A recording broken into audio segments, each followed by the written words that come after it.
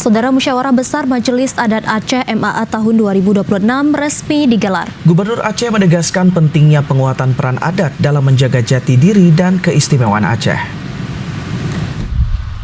Musyawarah Besar Majelis Adat Aceh tahun 2026 resmi digelar. Dalam sambutan Gubernur Aceh, Asisten 1 Sekda Aceh Syakir menyampaikan bahwa Aceh memiliki keistimewaan yang tidak hanya bersifat formal, namun juga terletak pada kekuatan nilai adat, budaya, dan syariat Islam yang telah mengakar dalam kehidupan masyarakat.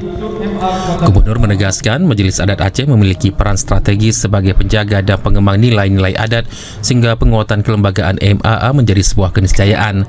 Gubernur berpesan melalui kegiatan ini seluruh elemen masyarakat dapat terus mendukung peran Majelis Adat Aceh agar tetap hidup dan berkembang di tengah arus globalisasi. Harapan kita bersama seperti yang disampaikan oleh Wali tadi tentu adalah untuk memperkuat bagaimana ke depan adat istiadat kita lebih lagi tergali, dilestarikan, dan harapan melalui MUBES ini dapat mengakomodir semua masukan-masukan dalam rangka memperkuat kapasitas, legalitas, dan juga melestarikan adat istiadat Aceh di zaman globalisasi ini. Sementara itu, Wali Nanggro Tengku Malik Mahmud Al-Haitar meyakini bahwa MUBES Majelis Adat Aceh tahun 2026 akan menghasilkan putusan dan arah baru kebijakan adat Aceh yang lebih baik.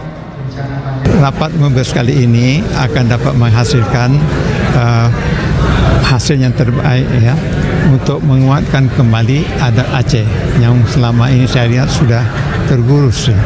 Kalau Aceh ini kuat dengan adatnya, maka ini akan memberi kontribusi yang besar pada kestabilan kekuatan negara Republik Indonesia. Musyawarah Besar Majelis Adat Aceh digelar selama 2 hari mulai tanggal 7 hingga 8 April 2026. Sebanyak 45 peserta mengikuti MUBES ini. Mereka merupakan perwakilan MAA Kabupaten Kota, perwakilan MAA Luar Aceh, pengurus MAA, serta para ahli adat. Tim Liputan TVRI Aceh melaporkan.